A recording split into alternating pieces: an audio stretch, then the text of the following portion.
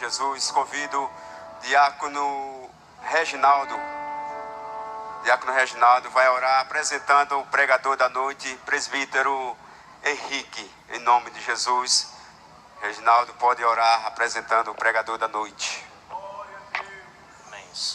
Saudamos a igreja com a paz do Senhor. Querido Deus e Pai, nesta noite, Jesus, aqui estamos mais uma vez na Tua presença. Já ouvimos os louvores, já ouvimos os testemunhos e tudo isso edifica a nossa fé. Mas agora será ministrada a Tua palavra, Senhor.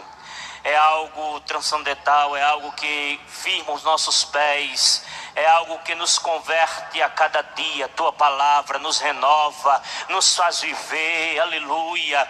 Deus eterno, usa o Teu servo como nunca usaste nessa terra. Esta noite, abra os céus mais uma vez, tenha misericórdia de nós, pois nós precisamos ouvir a Tua voz, a Tua palavra.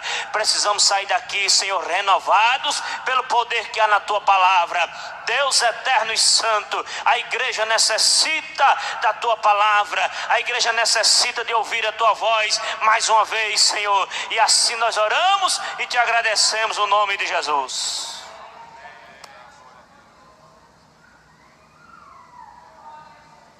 Meus irmãos, cumprimento a igreja com a paz do Senhor. Abra sua Bíblia no livro de Neemias. Neemias capítulo 4. Neemias capítulo 4, versículo 14.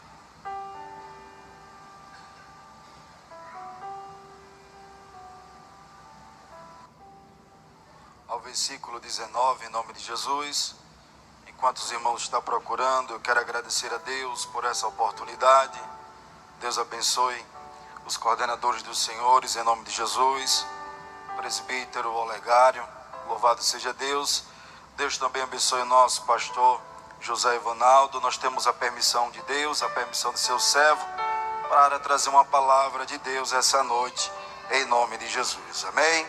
Neemias capítulo 4 e versículo 14, a palavra do Senhor diz: E olhei e levantei-me e disse aos nobres e aos magistrados e ao resto do povo: Não os temais, lembrai-vos do Senhor, grande e terrível, e pelejai pelos vossos irmãos, vossos filhos, vossas mulheres e vossas casas. E sucedeu que, ouvindo os nossos inimigos, que já o sabíamos, e que Deus tinha dissipado o conselho deles, todos voltamos ao muro, cada um à sua obra. E sucedeu que, desde aquele dia, metade dos meus moços trabalhava na obra, e a outra metade deles tinha as lanças, os escudos, os arcos e as couraças. E os chefes estavam por detrás de toda a casa de Judá, os que edificavam o muro, e os que traziam as cargas, e os que carregavam, cada um com uma mão fazia a obra, e na outra tinha as armas.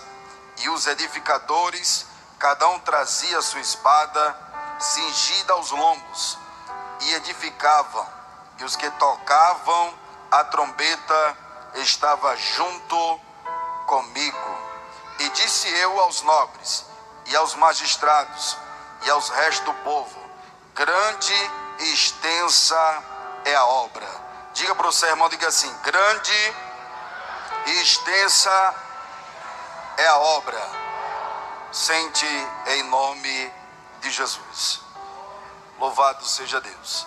Meus irmãos, quando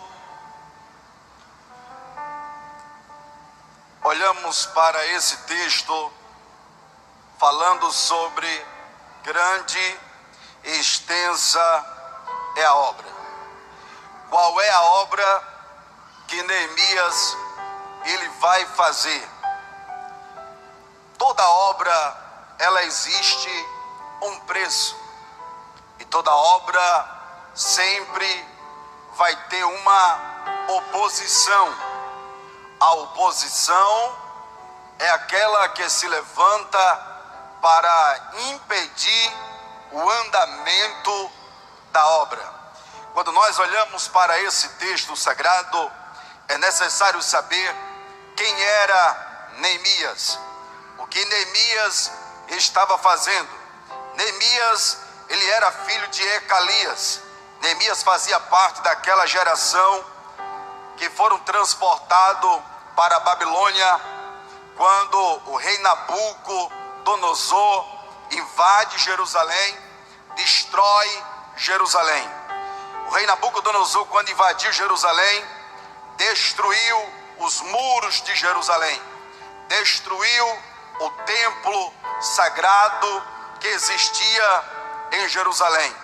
Neemias, ele era o copeiro do rei Artaxerxes. Qual é a responsabilidade do copeiro segundo a cultura da sociedade persa ou a civilização persa? O copeiro, ele tem aquela responsabilidade de provar o vinho. Caso o vinho esteja envenenado com alguma substância para envenenar o rei, o copeiro, ele provava antes que o vinho fosse oferecido ao rei Artaxerxes. Meus irmãos, veja só, a Bíblia diz que Neemias procura saber a situação dos judeus que estava em Jerusalém, e ele vai perguntar sobre essa situação. A informação que Neemias escuta, que chega ao ouvido de Neemias, é trágica, é cruel. Que informação é essa? Os judeus estão vivendo em miséria, em pobreza. Os muros de Jerusalém estão em ruína, estão acabados. Veja só, quando ele escuta essa informação, essa má notícia da situação, como o povo de Deus está vivendo em Jerusalém, e a situação do muro, Neemias agora ele lamenta, ele fica triste, e a Bíblia vai dizer, por alguns dias lamentou-se Neemias, mas Neemias encontra uma providência. Ele sabe o Deus que ele serve é o Deus que vai lhe dar força para reconstruir o muro de Jerusalém. A Bíblia diz que Neemias abriu um propósito. A Bíblia diz que Neemias alguns dias não bebeu água, não comia nada. E a Bíblia diz que ele orava e jejuava. Aleluia! A oração e o jejum é o carro-chefe para que Deus possa trabalhar nas nossa vida. A oração e o jejum é o carro-chefe para que Deus possa dar estratégia, sabedoria e força para a reconstrução do muro de Jerusalém. Deixa eu abrir um parênteses aqui essa noite. O muro de Jerusalém, ele tem um grande significado muito importante na nossa vida. Se Deus permitiu que o rei Nabucodonosor invadisse Jerusalém, destruísse o muro de Jerusalém, Deus também tem um Neemias para levantar em Jerusalém e construir aquilo que Nabucodonosor destruiu.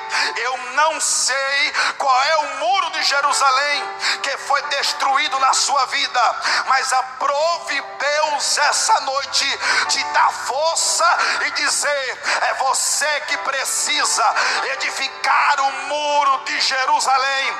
Alguém pode dizer aqui: mas Henrique, edificar significa construir.